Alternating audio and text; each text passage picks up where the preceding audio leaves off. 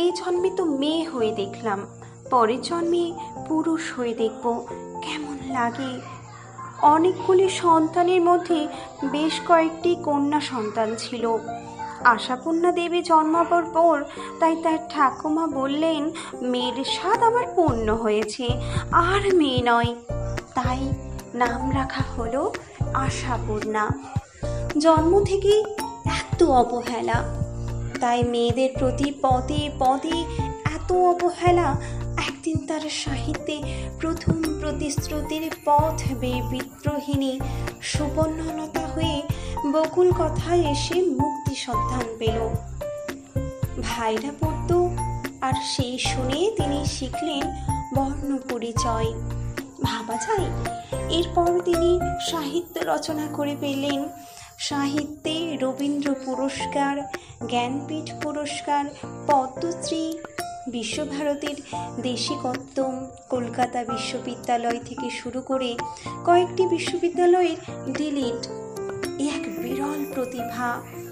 কিশোরী আশাপূর্ণা একদিন রবীন্দ্রনাথকে হঠাৎ করে চিঠি লিখে ফেললেন। কবি সেই চিঠি পড়ে বুঝতে পারলেন আগামী দিনে বাংলা সাহিত্যে এক সন্ধ্যা তারা ফুটতে চলেছে। চিঠির জবাবে কবি লিখলেন, আশাপূর্ণা, তুমি তো সম্পূর্ণা। 14 বছরে বিয়ে হয়ে গেল। শ্বশুর বাড়িতে ছিল প্রচণ্ড রক্ষণশীলতা। সেখানে মেয়েরা নভেল পড়বে, গল্প লিখবে, অকাল্পনীয়। তাই প্রথম প্রতিশ্রুতি বকুল কথা সুবর্ণলতার মেয়েদের জীবন যন্ত্রণা যেন তার জীবনের টুকরো ছবি। প্রথম প্রতিশ্রুতি তিনি যখন লেখেন, নারী জীবন তো দেখলাম, পরের জন্মে পুরুষ হয়ে দেখব কেমন লাগে, তখন মন বেদনায় ভরে ওঠে। তখন মনে হয় আমাদের দেশের মেয়েদের জীবনে এখনো কি খুব একটা পরিবর্তন হয়েছে। আশাপূর্ণা দেবীর বড় ভরসা ছিলেন তার স্বামী। সংসারে সব ঝামেলা মিটিয়ে ছেলে মেয়েদের খাইয়ে দাইয়ে ঘুম পাড়িয়ে রাতে হ্যারিকেনের আলোয় লিখতে বসতেন আশাপূর্ণা। পরবর্তীকালে সেই দুঃখের কাহিনী বাংলা সাহিত্যে মুক্তোর মতো ফুটে উঠল। প্রথম প্রতিশ্রুতি সুবর্ণলতা, বকুল কথায় ও তার অজস্র লেখায়। এরপর এলো সেই দিন, সাহিত্যের সব থেকে বড় পুরস্কার জ্ঞানপীঠ।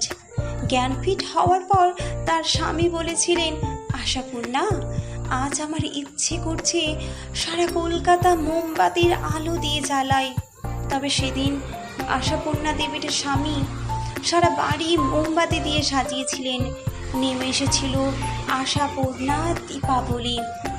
আশাপূর্ণা দেবী হেমন্ত মুখোপাধ্যায়ের কণ্ঠে রবীন্দ্রসঙ্গীত শুনতে ভীষণ ভালোবাসতেন। হেমন্ত মুখোপাধ্যায় একবার তার বাড়িতে এসে আশাপূর্ণা দেবীর একটি প্রিয় রবীন্দ্রসঙ্গীত গিয়ে শুনিয়েছিলেন। ধাই যেন মোর সকল ভালোবাসা, প্রভু তোমার পানে তোমার পানে। 13ই জুলাই আশাপূর্ণা দেবীর চলে যাওয়ার দিন। 1909 সাল থেকে 1995 গভীর শ্রদ্ধা রইল। তথ্যসূত্রে আশাপূর্ণা দেবীর জীবন ও সাহিত্য নিয়ে পড়া কিছু বই, আরও কিছু লেখা, এইসব নিয়ে নিজের মতো করে একটু লিখলাম।